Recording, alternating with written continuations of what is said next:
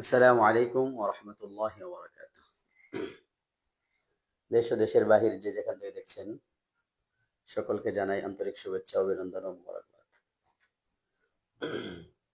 আমরা দীর্ঘদিন থেকেই সমকালীন বিভিন্ন ইস্যু নিয়ে আলোচনা করছি। বিশেষ করে গতকাল ও পরশু দুটি বিষয় নিয়ে আলোচনা করেছি। তো আজ আপনাদের সামনে বর্তমানে সবচেয়ে গুরুত্বপূর্ণ বিষয়, যেটি দেশে মহামারী আকার ধারণ করেছে, জিনা, ব্যভিচার ও ধর্ষণ। এই ধর্ষণ প্রতিরোধে আমাদেরকে কি ভূমিকা পালন করতে হবে, ইসলামের দিক নির্দেশনা কি এবং বাস্তবসম্মত কার্যকরী পদক্ষেপগুলো কি, যেগুলো গ্রহণ করলে ধর্ষণ প্রতিরোধ হবে, এ বিষয়ে কিছু আলোকপাত করবো ইনশাআল্লাহ।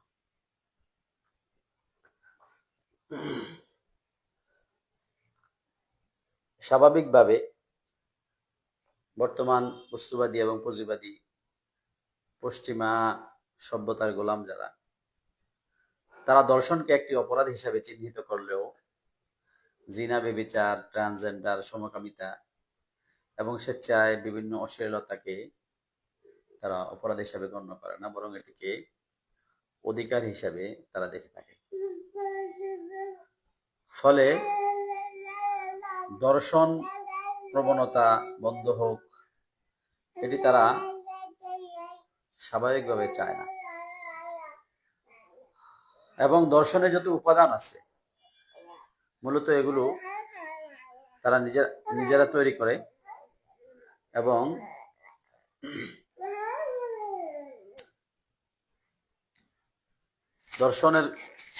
দর্শনের জন্য মানুষদেরকে উদ্বুদ্ধ করা থেকে নিয়ে সবকিছুই এই বর্তমান সভ্যতা, পুঁজিবাদী এবং বৈশ্বিক যে পশ্চিমা সভ্যতা, এটি ব্যাপক হারে প্রচার করে। ইসলাম শুরু থেকেই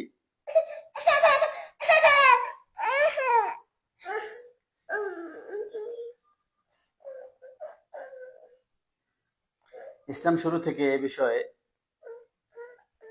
সুস্পষ্টভাবে যেন ধর্ষণ এবং জিনা, ব্যভিচার, অশ্লীলতা কোনোভাবে সমাজে প্রতিষ্ঠিত হতে না পারে, এ বিষয়ে অত্যন্ত কঠোরভাবে দিক নির্দেশনা এবং বিধান দিয়েছে। বস্তুত আল্লাহ রাব্বুল আলামিন, যিনি মানুষ সৃষ্টি করেছেন, মানুষের মেজাজ, রুচি, তবিয়ত, বৈশিষ্ট্য, চাহিদা, এগুলো সম্পর্কে সবার চেয়ে আল্লাহ তাআলাই ভালো জানেন। ফলে তিনি যে সমাধান দিচ্ছেন এটাই চূড়ান্ত, এটাই কার্যকরী। এছাড়া মানুষের যত সমাধান আছে সেগুলো কোনোদিন ধর্ষণ প্রতিরোধে কার্যকরী সমাধান হতে পারে না। মানুষ আল্লাহ তাআলার দেওয়া এই সমাধান এবং বিধান থেকে দূরে সরে যাওয়ার কারণেই দেশে এবং পৃথিবীতে ধর্ষণ তৈরি হয়। কেউ ঈমান গ্রহণ করুক বা না করুক, ইসলামের ছায়াতলে আসুক বা না আসুক, তাকে বিশ্বাস করতে হবে যে ধর্ষণ প্রতিরোধে একমাত্র কার্যকরী ব্যবস্থা হচ্ছে ইসলাম। আল্লাহ রাব্বুল আলামিন শুরু থেকেই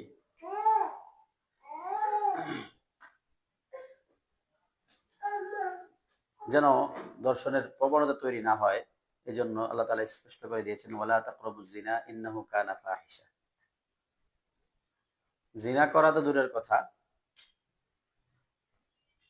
তোমরা জিনার নিকটবর্তীও হয়েও না।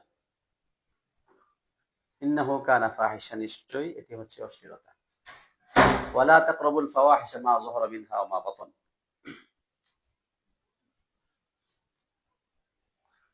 তোমরা অশ্লীলতার নিকটবর্তী হয়েও না। তো স্বাভাবিকভাবে রাস্তায় নারীরা বেপর্দায় চলবে, তাদের টাইট ফিট পোশাক পরে চলবে, এমনিভাবে পাতলা পোশাক পরে নিজেদের অঙ্গভঙ্গি দেখাবে। আর পুরুষদেরকে বলা হবে যে তোমরা নিজেদেরকে সংযত রাখো, এসব দেখেও যেন তোমাদের কামভাব তৈরি না হয়, এটি একটি পাগলামি ছাড়া আর কিছু নয়। দর্শক শুধুমাত্র যে দর্শন করে সে না, বরং দর্শনের উদ্দীপক হিসাবে পুরো মিডিয়া ইন্ডাস্ট্রিজ, এই যে নায়ক নায়িকা থেকে নিয়ে যারা এই শিল্পী সমিতির যারা আছে সবাই, এমনিভাবে পশ্চিমা পর্নো ইন্ডাস্ট্রিজ,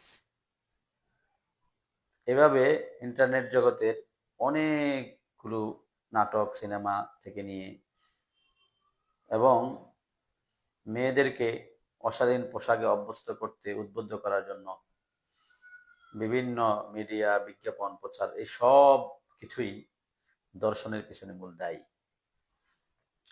এই জন্য শুধুমাত্র মৃত্যুদণ্ড শাস্তি দ্বারা দর্শন বন্ধ করা সম্ভব নয়। মৃত্যুদণ্ড শাস্তি বা ইসলামের যে শাস্তি আছে, এই শাস্তিকে অনেকেই, ইসলামের শাসনকে অনেকে বর্বর বা কঠোর মনে করে। হ্যাঁ,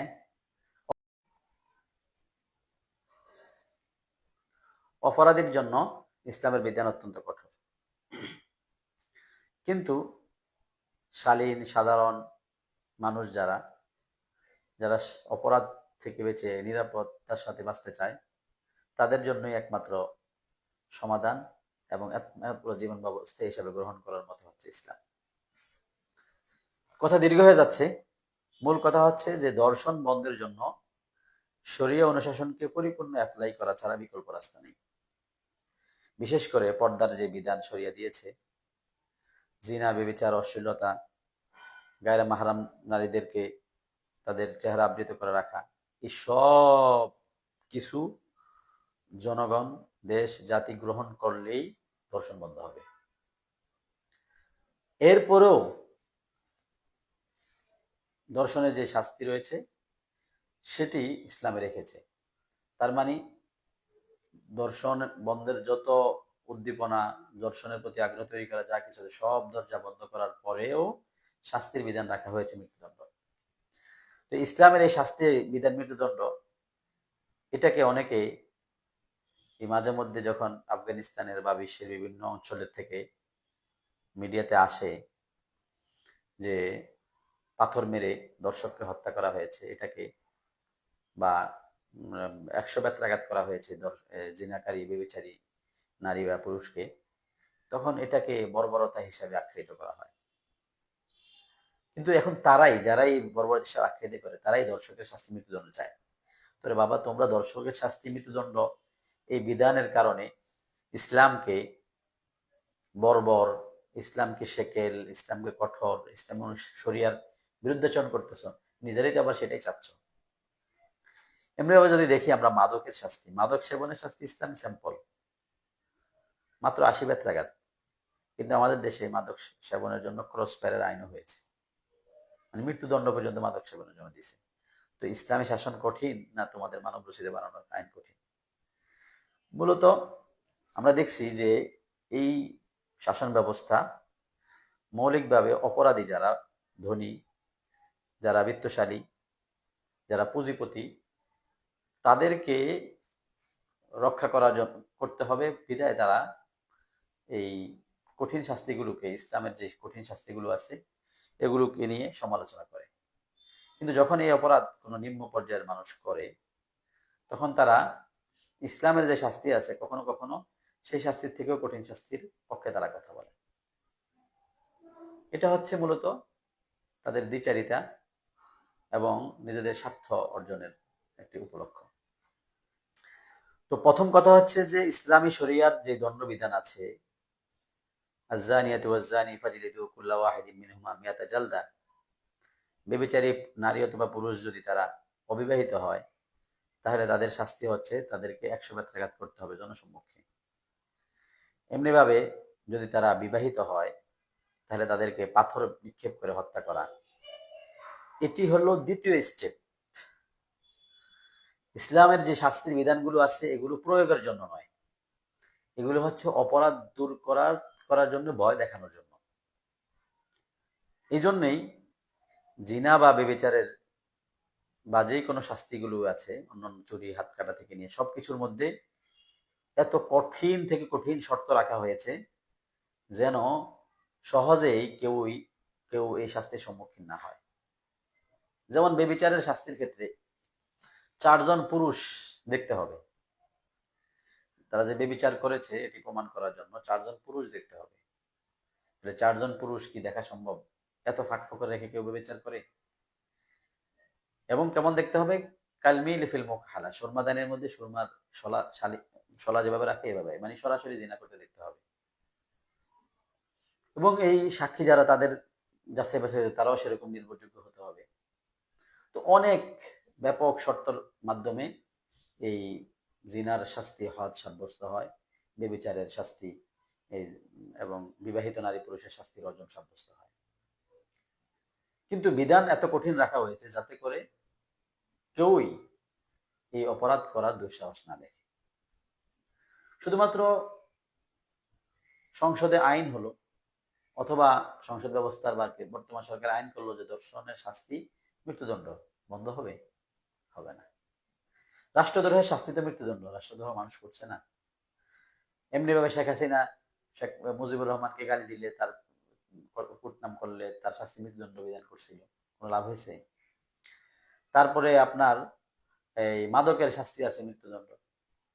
তো এরকম মৃত্যুদণ্ড শাস্তির বিধান থাকাটাই যথেষ্ট না, যতক্ষণ না শরিয়া কায়েম হবে। কারণ শরিয়া কায়েম না হলে কোনোদিন আইন তার গতিতে চলবে না, ইনসাফ প্রতিষ্ঠা হবে না। মৃত্যুদণ্ডের বিধান থাকলো কিন্তু বিচারিক প্রক্রিয়া গেল 20 বছর।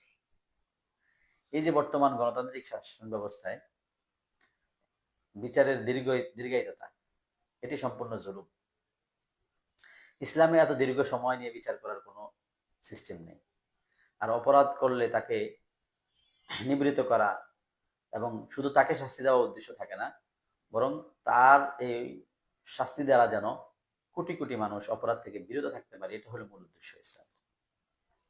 এখন আমাদের দেশে কেউ যদি ফাঁসির রায় হয়, এই পশ্চিমা বিশ্ব এই ফাঁসিটা যে অপরাধের কারণে দেওয়া হচ্ছে এই অপরাধ বন্ধ করার জন্য মূলত দেয় না। তারা ওই অপরাধীকে শাস্তি দেয় এমন ব্যক্তিদেরকে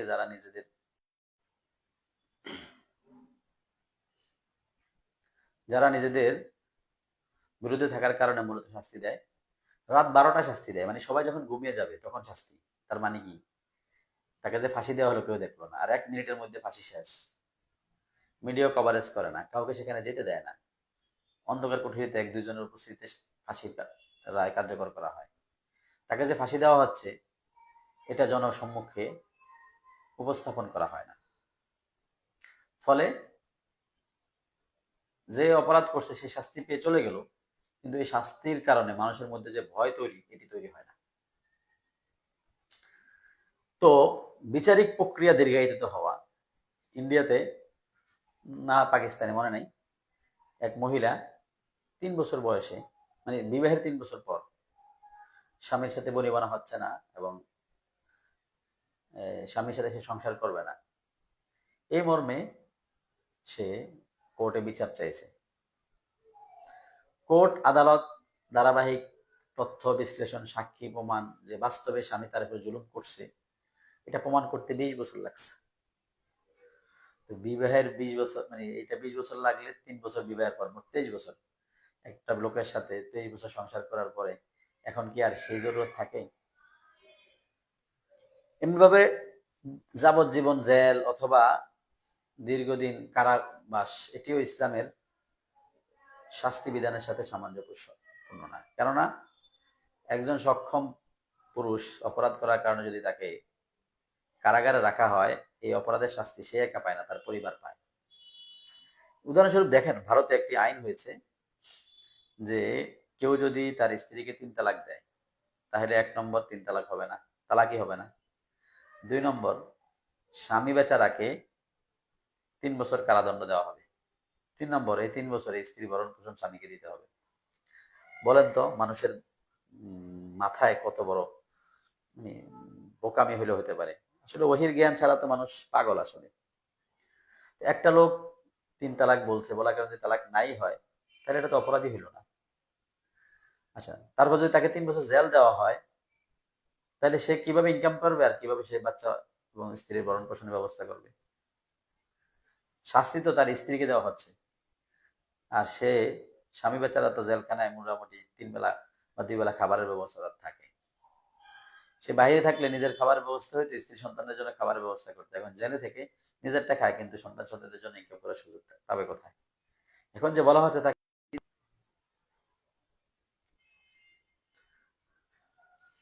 তার দেওয়ার প্রবণতা থাকে না, দেওয়ার সুযোগ থাকে না। তো এই জন্যে ইসলাম যেই বিধান রেখেছে, জেল এটা কোনো শাস্তি নেই। ইসলামের সকল শাস্তিগুলি হচ্ছে ওপেন হতে হবে, এবং এই শাস্তিটি সবার সম্মুখে সংগঠিত হবে যেন মানুষ এর থেকে শিক্ষা গ্রহণ করতে পারে। তৃতীয় হচ্ছে যে ইসলামী শাস্তির ক্ষেত্রে ধনী গরিবের তারতম্য করা হয় না। আজকে আসিয়ার এই ধর্ষণের বিষয়ে সবাই শাস্তির দাবি তুলে আন্দোলন শুরু করছে, কিন্তু এর আগে যখন কুমিল্লায় তনুকে সেনাবাহিনী ধর্ষণ করে, এই শাস্তি কার্যকরী নিয়ে কেউ মুখ খুলে নেয়। র্যাবের শীর্ষ কর্মকর্তা ভারতীয় এজেন্ট দর্শক আলেপ নির্মমভাবে যখন দর্শন করে, এটা নিয়ে আলাপ হয় না। বসুন্ধরা গ্রুপের এমডি আনবির, সে যখন দর্শন করে, তার দর্শনের কোনো মামলা হয় না এবং সেটা নিয়ে কোনো আন্দোলন হয় না। তার মানে ধনী এবং প্রভাবশালীদেরকে শাস্তি না দেওয়া এটি একটি নিয়ম হয়ে গেছে এবং জনগণ এই নিয়মে অভ্যস্ত হয়ে গেছে।